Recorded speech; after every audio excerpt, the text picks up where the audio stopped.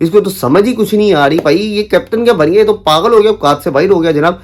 पूरे मुंबई इंडियंस कल परेशान था उसका एटीट्यूड देख के। तो भाई जी मामला यहाँ पे खत्म नहीं हुआ, अहमदाबाद के क्राउड का गुस्सा यहाँ पे भी ठंडा नहीं हुआ भाई जी। अहमदाबाद के ग्राउंड के अंदर जनाब एक कुत्ता बावला हुआ फिर रहा था, पता नहीं वो कहां से घुस आया जनाब। पहले बड़ी कोशिश की सारी फोर्स ने जनाब उसको रोकने की, किसी तरह से इसको रोका जाए, इसको ग्राउंड के अंदर न जाने दिया जाए, ताकि थोड़ी बहुत जो है इंडिया की इज्जत रह जाए यार मैनेजमेंट की।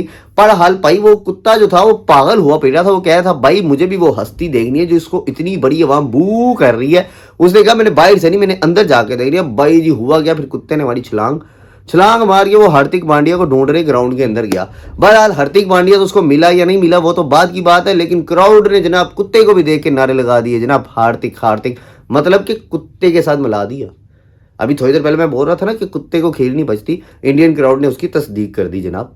और भाई इतनी जलालत यार, मेरे ख्याल से ये क्रिकेट की हिस्ट्री का पहला प्लेयर बन गया हार्दिक पांड्या कि जिसके साथ क्राउड ने इतना मिसबिहेव किया, इतना मिसबिहेव, वो भी अपने घर में और अपने ही ग्राउंड में। सबसे ज्यादा शर्मिंदगी की बात यह है कि तुमने सारी जिंदगी क्रिकेट भाई गुजरात के अंदर खेली और उन्हीं के सामने, ऐसे क्राउड के सामने भाई तुम जलील और रुसवा हुए हो। मैं तो मशवरा दूंगा हार्दिक भाई को कि भाई ये इंडिया के बाकी ग्राउंडों में बचना है ना तो मेरी जान के टोटे छोड़, दफा मार, कप्तानी शप्तानी कुछ नहीं होती, मैनेजमेंट की मिन्नतें कर। उनको क्या भाई मैं कप्तानी नहीं करूंगा, आप रोहित शर्मा से कप्तानी करा दे। और जैसा आपने कल मैच की ना, वो मैं कहता हूँ शुभमन गिल जो पहली बार कप्तानी कर रहा था, मैं कहता हूँ आउटस्टैंडिंग, आई लव इट।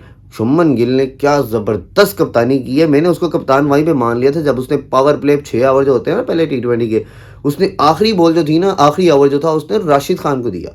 उसने कहा ले बेटा, क्योंकि पावर प्ले का जो 6वां ओवर होता है ना वो आखिरी ओवर होता है, सबकी कोशिश होती है मारो। उसने राशिद खान को बॉल पकड़ाया, विकेट आने के चांसेस होते हैं, उसने कहा ले बेटा बॉलिंग कर।